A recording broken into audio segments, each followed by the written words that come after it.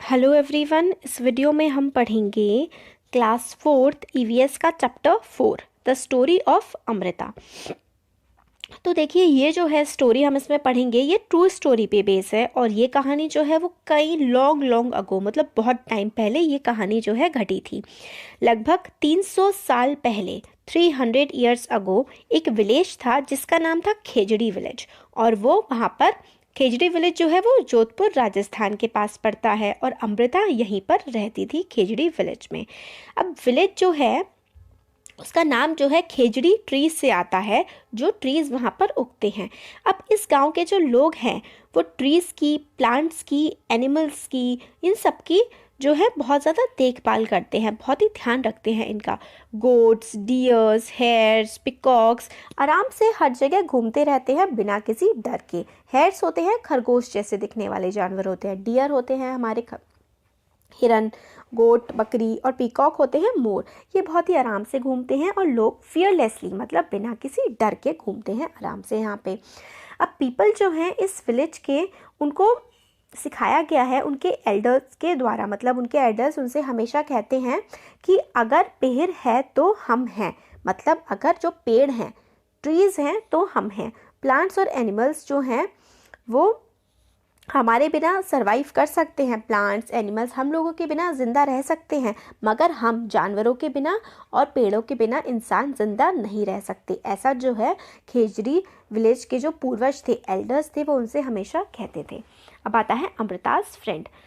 अमृता जो है early in the morning उठ जाती थी और अपने फ्रेंड्स को जो है ग्रीट करती थी। और उनके फ्रेंड्स कौन थे?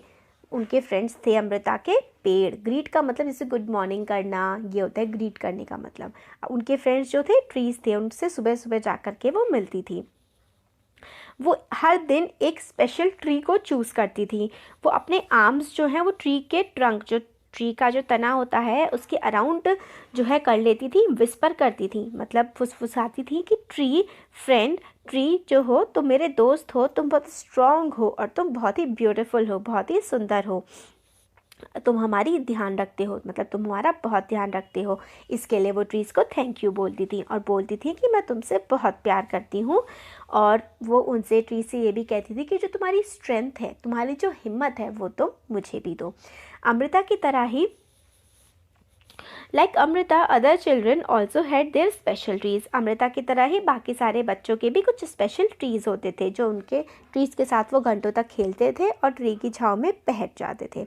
फिर इसमें क्वेश्चन है कि is there a place near your house, school और along the road side where trees have been planted? तो आप कह सकते हैं कि हाँ, yes there are places where the trees have been planted. अब पूछा गया है where were they plant, why were they planted there. तो इसमें हमें आंसर हम दे सकते हैं कि trees are planted in the gardens along side, along road side. They were planted in gardens, in school, because they give beautiful appearances, they provide us greenery, they give us fresh air and oxygen। तो क्यों वहाँ पर आप पेड़ उगाते हैं? क्योंकि पेड़ जो हैं अच्छे लगते हैं, ग्रीनरी देते हैं, हमें शुद्ध हवा देते हैं, give us pure oxygen, और they provide us relief in summer, और हमें समर में उनकी शेड में बैठना भी बहुत अच्छा लगता है। फिर है, have you scene anyone taking care of trees, who does this? क्या आपने कभी किसी को देखा है ट्रीज की देखभाल करते हुए, और वो कौन है जो करते हैं? तो आप कह सकते हैं yes, gardeners take care of trees and plants planted in the garden park along side the road. तो कौन टेक केयर करता है? गार्डनर्स, माली। Have you seen fruits on any tree, who eats these fruit? तो आपने कभी क्या कोई ट्री पर जो है फ्रूट देखा है, और कौन से खाता है? तो yes, I have seen fruits on the trees, these are eaten by birds, animals and human beings. मतलब बर्ड्स खाते हैं, एनिमल्स खाते हैं और हम भी खाते हैं। फिर यह है, Lalita feels that grass and small plants growing near her school wall have not been planted by anyone. Do you know of any place where grass, small plants or trees are growing on their own without being planted? तो ललिता को ऐसा लगता है कि उसके school के पास, घर के पास कुछ ऐसे पेड़ हैं जिन्हें किसी ने नहीं लगाया होगा। तो आपको क्या लगता है, कुछ ऐसे पेड़ होते हैं जो बिना किसी के लगाए लग जाते हैं? तो यस क्या होता है कि फॉरेस्ट में भी लग जाते हैं और कुछ जो झाड़ फूक होती है वो भी लग जाती है। तो आप इसका आंसर दे सकते हैं कि yes, forest is a place where grass, small plants and tree grow on their own without being planted. तो जो जंगल होते हैं ना, वहाँ पे पेड़ खुद ही उग जाते हैं बिना किसी के लगाए हुए। Why do you feel they are growing on their own? कैसे उगते हैं? सीड डिस्पर्जल की वजह से। चिड़ियाँ होती हैं, वो सीड्स फैलाती हैं। एनिमल्स कैसे कैसे सीड फैलते हैं? With the help of air, हवा से, पानी से, जानवरों से सीड जो है वो डिस्पर्ज हो जाते हैं और नए प्लांट उग जाते हैं।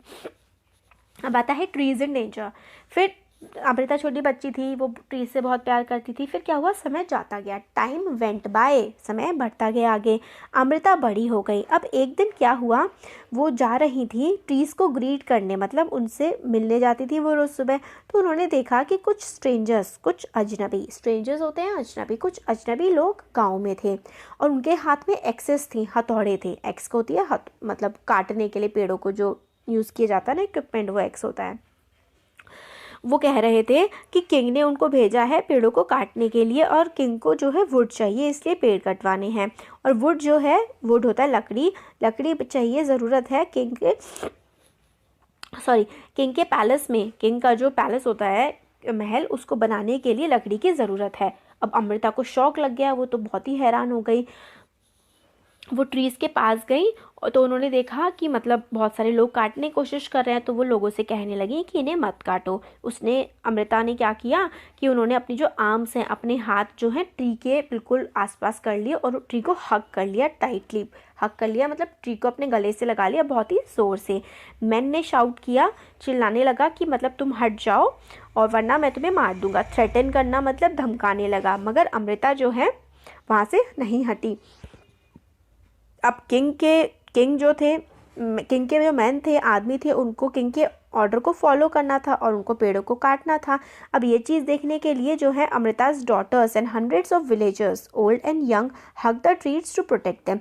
अब अमृता की तरह ही, जैसे अमृता को देखा उन्होंने कि अमृता ने पेड़ों को हग किया हुआ है, कटने से बचा रही है, ऐसे ही बाकी सारे लोग भी पेड़ों से आकर के लिपट गए और उनको मतलब चिपक गए कटने से बचाने के लिए।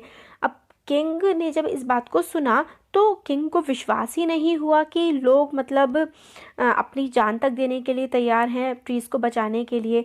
फिर जो किंग है वो खुद ही उस विलेज में आए, फिर उन्होंने जाना वहाँ के विलेजर्स के बारे में और किस तरीके से विलेजर्स ट्रीज़ की, पेड़ों की और जानवरों की रिस्पेक्ट करते हैं, उस चीज़ के बारे में उन्होंने जाना। अब फिर आता है द विलेजेस प्रोटेक्टेड। अब विलेजर्स की जो है स्ट्रॉन्ग फीलिंग्स जो थी ट्रीज़ के बारे में, इस बात से किंग बहुत ज़्यादा इफ़ेक्ट हुए, बहुत ज़्यादा प्रभाव पड़ा किंग पर। उन्होंने ऑर्डर किया किंग ने कि तब आगे से वहाँ पर कोई भी ट्री जो है नहीं काटा जाएगा और किसी भी जानवर को जो है वो हार्म नहीं किया जाएगा उस इलाके के। और आज से 300 साल बाद भी जो पीपल हैं उस एरिया के, उनको बिश्नोई कहा जाता है, आज भी इसी तरीके से पेड़ों को प्रोटेक्ट करते हैं, पेड़ों को और जानवरों को। और इवन दो जो मिडिल ऑफ द डेजर्ट, मतलब ये जो एरिया है वो रेगिस्तान के बीचों बीच है, ये एरिया में ग्रीनरी है, बहुत ज़्यादा हरा भरा एरिया है और एनिमल्स भी यहाँ पर जो है बिल्कुल रोम अराउंड, इधर उधर बिल्कुल आराम से जो है वो घूमते हैं। अब चैप्टर तो हमारा इसका हो गया है, अब इसके हम जो है एक्सरसाइज इंपॉर्टेंट क्वेश्चंस है वो देख लेते हैं। तो विलेजेस प्रोटेक्टेड वाला आ गया हमारा। Right about any one tree, does the tree flower, किसी भी पेड़ के बारे में आपको लिखना है और आपको बताना है कि क्या उस ट्री जो है वो उस ट्री में फ्लावर्स उगते हैं। तो आप मैंगो ट्री के बारे में सब बच्चे लिखते हैं, तो अच्छा पसंद होता है सबको मैंगो, तो आप लिख सकते हैं येस, मैंगो ट्री लिख दीजिए। और yes the mango tree is a flowering plant, मतलब मैंगो ट्री में फ्लावर उगते हैं। नेक्स्ट है do the flower remain on the tree throughout the year, क्या पूरे साल उस पेड़ पर फूल रहते हैं? तो इसका आंसर है no, flower do not remain in the tree throughout the year, पूरे साल तो नहीं रहते। In which month do their leaves fall, कौन से महीने में उनकी जो लीव्स हैं वो गिरती हैं? अब मैंगो जो है, मैंगो की लीव्स कभी नहीं गिरती है। Mango is ever green plant, हमेशा वो हमेशा ग्रीन रहता है। क्या है मैंगो? एवर ग्रीन प्लांट है, और उसकी लीव्स जो हैं वो चारों के चारों सीजन्स में रहती हैं, तो उसकी लीव्स कभी नहीं गिरती। तो इसका आंसर हो जाएगा no, it leaves does not fall. Do fruits grow on the tree? Yes, fruit उगते हैं। In which month do they grow?